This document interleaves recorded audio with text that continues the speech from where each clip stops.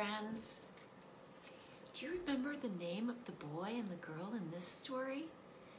Those characters were named Little Wolf and his sister Sky.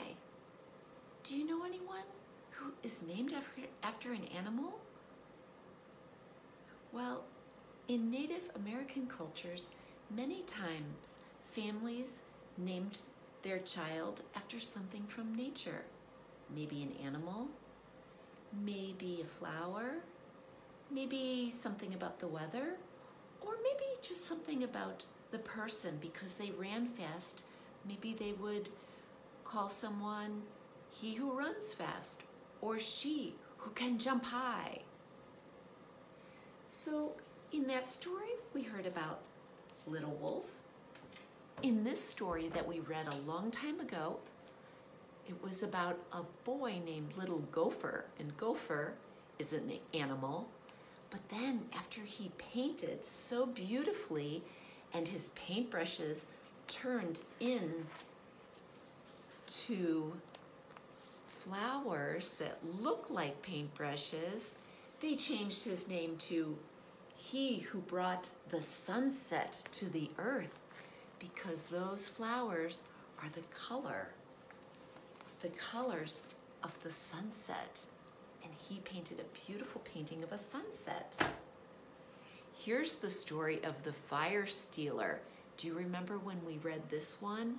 That was about the Native American who went and stole fire from a different tribe and brought it back. And his name, he was called the fire stealer.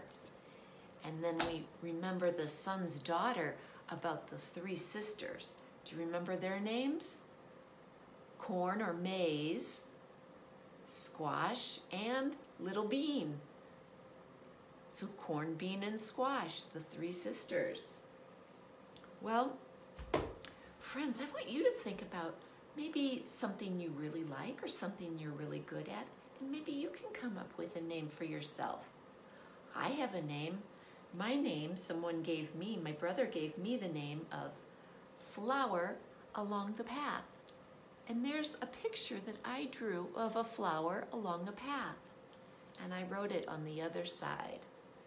Well, jewelry was very important. If you recall, in the fall, we were able to make some jewelry with mussel shells, and we used wood beads.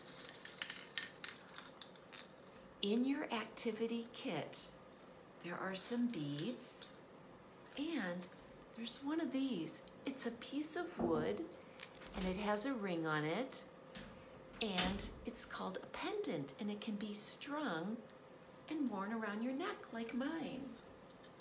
But yours is plain, and you could do some painting on your pendant. Now, we also we learned about some Native American symbols. Do you remember what this symbol means? Does it look like this? That's right. If you remembered that this is a drum symbol, you're right.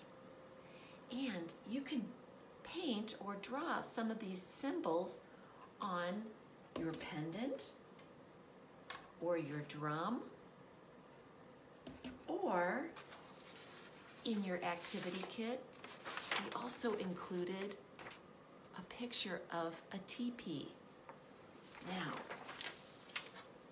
before you get started, what you're going to need is maybe get out those two rocks, those painting rocks that you rub together with a little water.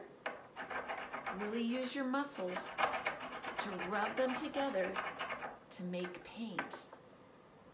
Or if you don't have those rocks, you could use your watercolor, or you can even use crayons or markers.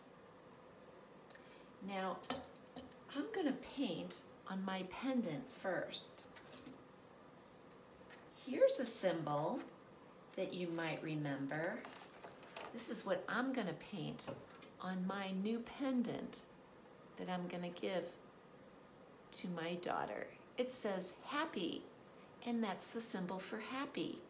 It's a small circle with a larger circle around it, and then two lines coming out of that circle, going north, coming out down south, over here in the west, and over here in the east, or the left and the right, the top and the bottom. So I'm going to use my paint to paint those symbols, that symbol on my pendant. Two circles and lines coming out of the north, the south, the east, and the east and the west. See my symbol for happy? Now it's on her pendant. Once it's dry, I can use the string, and you have one too in your kit. It's a string with a bead so the beads don't fall off. And you can string this with your beads. You can even add some feathers. See how mine feathers are stuck in the beads? So you can also do some symbols on your drum. Maybe I'll use my paint to make the symbol of a drum. I'm going to start with a rectangle. I'm going to make a little half circle on top, and then I'm going to put a big X down the center. And now I could do some more painting on my drum, and I could do some painting on my teepee. Also in your activity kit are some symbols. You can try some of these symbols out. I did storm. Storm is a half circle and a line, and then what looks like lightning bolts underneath. See, storm?